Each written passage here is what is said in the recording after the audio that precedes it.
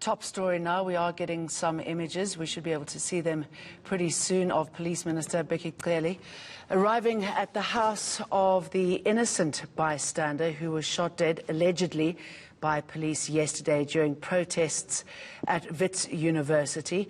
We know now that the police officers used rubber bullets. We were talking to Amnesty International a little earlier on. They were just saying it's unacceptable that they use rubber bullets. That should be a last resort. So it'll be good to hear from Bheki Cele how it is that police, under his watch, are allowed to use that type of action. Absolutely. This, of course, comes just following condemnation we've seen from members of parliament condemning, the use of force by police, rather, against the students during those protests. But, I mean, an eyewitness, rather detailing earlier on that, the bystander was actually coming from a clinic.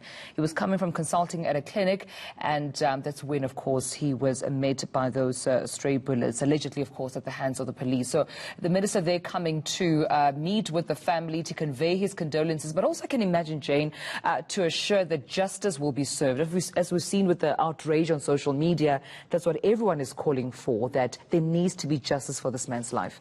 And what can he say to that family? I mean, a family devastated, and obviously our sympathies go out to you. I mean, what a horrific end to a day. We know now that IPID, they were on the scene pretty soon after the incident happened, and they are investigating the police action. But it seems pretty archaic that our police today still use rubber bullets as a first resort, rather than using a lot more acceptable under international law methods, for example, tear gas at those students who are quite far away from them. We know today as well that students are planning another day of protest. And unfortunately, Jane, I mean, what happened yesterday as well could have harmed so many more people. We saw with our very own eNCA reporter, Nkosazana Dambuza, having said that she had to duck, some of the bullets and some of the stun grenades, that she did not receive any warning alongside our cameraman that was going to happen. Even after she reiterated to the police that she is part of the media, they still said, listen, we regard you as part of the students.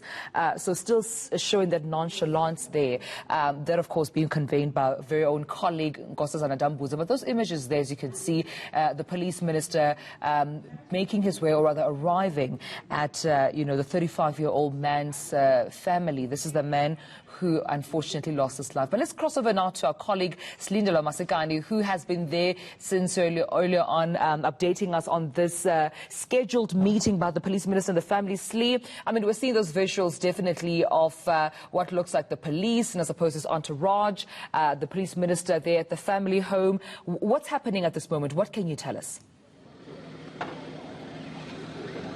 Yes, we are outside the home of the deceased Mthokozisi Ntumba, 35 years old. The police minister has just arrived. He is flanked by the Gauteng Police Commissioner, Elias Muele, and his spokesperson as well. And it does seem as though they are in discussions just ahead of them going into the house. A little earlier on, I was telling you that the family had just asked for a little bit of privacy ahead of this meeting. We are not too sure if we will be allowed into the meeting with the family. It's highly unlikely. However, of course, we will be posing questions to the minister after his meeting with the family.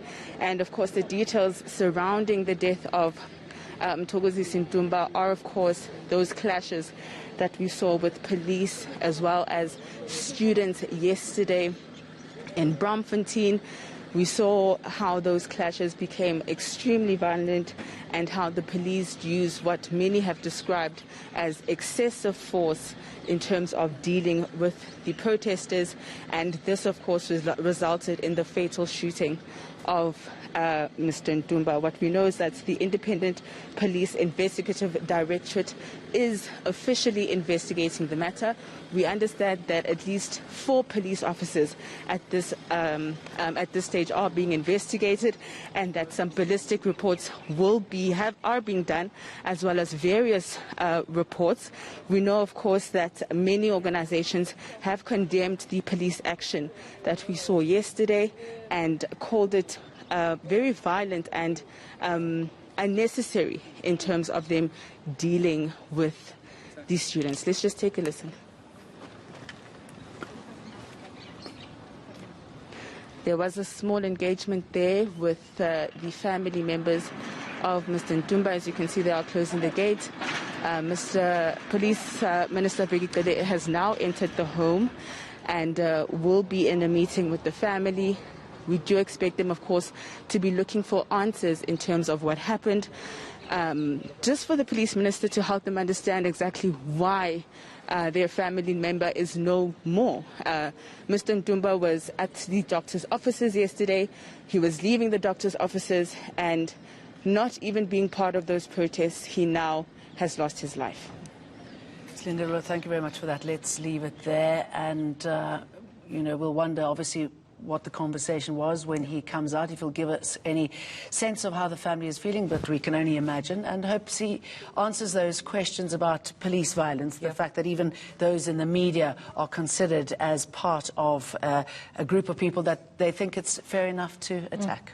Absolutely, and not that the students deserve any of the ammunition they've received and just the retaliation from the police, and that being a reason on its own is a call for concern. But you know what, we'll leave it there. We'll come back with more. This is